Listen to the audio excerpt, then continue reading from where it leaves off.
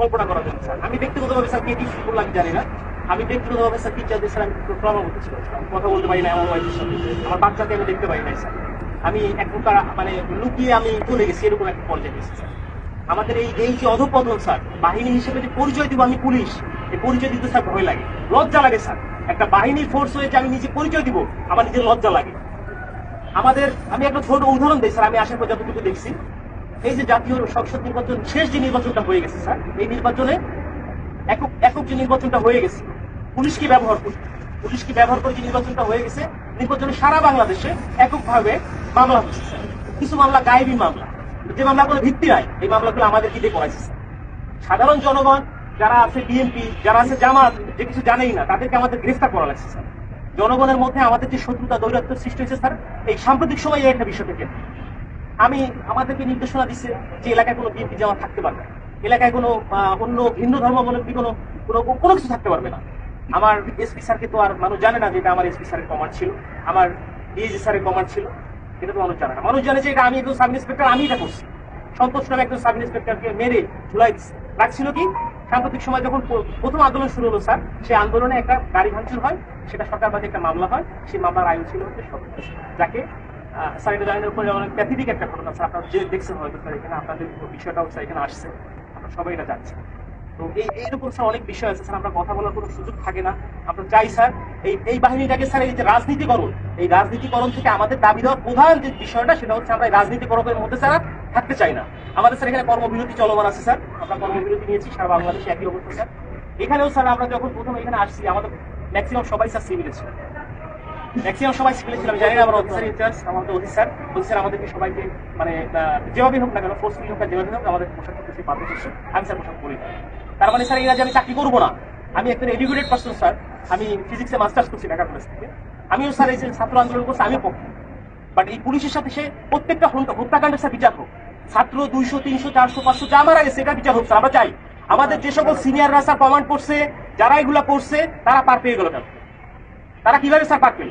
আমার এই প্রশ্নটা স্যার আমার থেকে যায় স্যার। কেন যারা অন্যায় করলো, যারা আমাদেরকে মানুষের কাছে শত্রু হিসেবে দাঁড় করাই দিল, তারা কেন স্যার পালিয়ে গেল? তাদেরকে কেন কেউ আটকালো না স্যার? আমরা যারা এই ফিল্ড পর্যায়ে থেকে গেছি, প্রত্যেকটা মানুষের সাথে মিশে গেছি, আমরাই স্যার বিপদগ্রস্ত, আমরা বিপদগ্রস্ত। কিন্তু স্যার দেখেন বাংলাদেশে এখন পর্যন্ত কতজন পুলিশ মারা গেছে, এই মারার সংখ্যাটা কতজন মারা গেছে, এই সংখ্যাটা আমরা এক্স্যাক্টলি জানি না স্যার। একটা বাহিনী হিসেবে আমরা পরিচয় দিচ্ছি, বাট আমি জানি না যে আমার ফোর্স, আমার অফিসার রাস্তায় পড়ে আছে, কুকুরে লাশ খাচ্ছে স্যার। এই কথা দেখার মতো, বলার মতো কেউ নাই। আমরা আসছি স্যার যে আমরা একটা কার্যক্রম শুরু করব, আপনারা এটা করেন ওইটা করেন, এটা না স্যার। আগে বুঝতে হবে স্যার আমাদের জায়গাটা কোন জায়গায় স্যার, আমাদের চাহিদাটা কোন জায়গায় স্যার, এটা উপলব্ধি করতে হবে স্যার। আপনারা আসছেন স্যার, আপনারা এই ক্লান্তি লগ্নে স্যার বাংলাদেশ সেনাবাহিনী সবসময় আপনারা বাংলাদেশের সাথে ছিলেন, ওতপ্রোতভাবে জড়িয়ে আছেন স্যার। আমরা চেষ্টা করি স্যার। এখন আমার বন্ধু বান্ধব অনেকে আছে যারা আমাকে নিয়ে ঘৃণা করতো, আমাকে খোঁচা মারতো, পোক করতো, তারাই বলতেছে যে না দোষ, চলে কাজ কর, শুরু কর, উপলব্ধি করতেছে স্যার।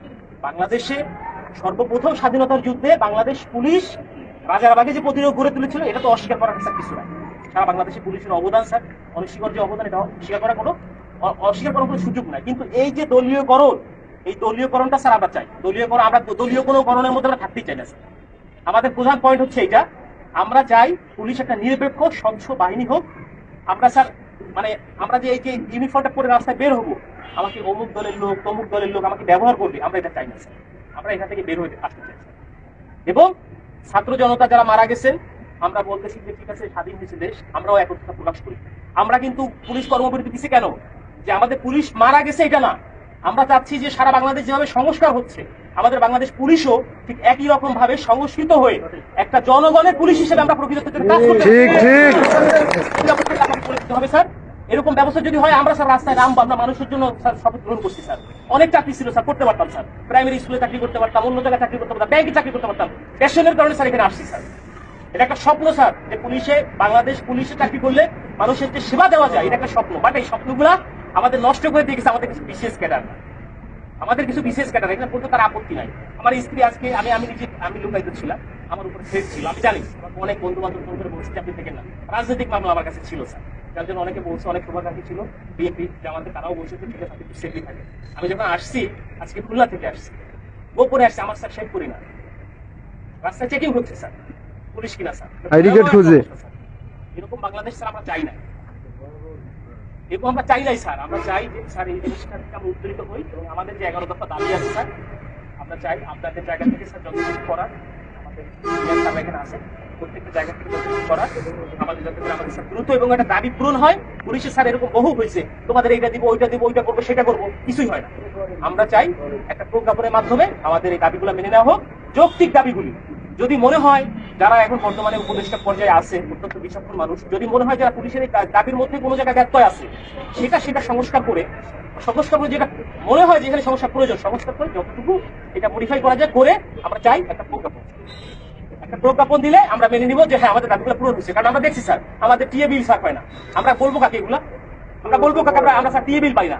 আমার কাজ করতে, আমার পকেটে টাকা দিয়ে, আমার পুলিশিং মিটিং করতে, আবার ব্যানার করতে আমার নিজের টাকা থেকে, আমার ব্যানার করতে আমার নিজের টাকা থেকে, আমার এই করতে হবে, সেই করতে হবে, উঠান বৈঠক করতে হবে, সব আমার নিজের টাকা করতে হবে। কেন? আমার বেতনের টাকা স্যার আমি কোনো জায়গায় খরচ করতে পারবো না। এক কথায় শেষ। সরকারের প্রতি কাজ করতেছি, সরকার আমার বেতন দিবে, আমি আমার পরিবারের পিছনে ব্যয় করবো। আমি কেন আমার নিজের টাকা দিয়ে আমি ব্যানার বাড়ি কেন করতে যাবো? এটার জন্য আমার বাজেট থাকবে না? অবশ্যই বাজেট থাকতে হবে। আমার মাসে প্রথম 10 তারিখের মধ্যে আমার টিএ বিল দিতে হবে। আপনাদের বাহিনীতে স্যার দেয় কিনা আমি জানি না স্যার। এই সুবিধাগুলো কি আপনাদেরও কি এরকম শুধু কমিটমেন্ট করে কি স্যার আপনাদের কি রেখে দেয় কিনা আমার জানা নাই স্যার। যথেষ্ট মানে অনারের সাথে বললাম স্যার, কিছু মনে করা যাবে না, কারণ অনেক কষ্ট স্যার আমাদের মনে, অনেক বড় কষ্ট স্যার। এখানে যারা আছে সবাই বলতেছে কথা বলতে হবে। এখানে স্যার আরো কষ্ট স্যার।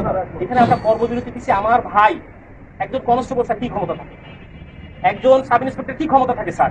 আমি তো স্যার মানে বোকার স্বর্গে বোকার মতো করে স্যার আমাকে নাঙ্গল আমার ঘাড়ে চালা দিয়ে যেভাবে স্যার দিবে আমি সেভাবে চুষে আনি। এটা তো সাধারণ মানুষ বোঝে না। সাধারণ মানুষের সাথে আমাদের এই যে ফিল্ড পর্যায়ে যারা কাজ করি আমাদেরকে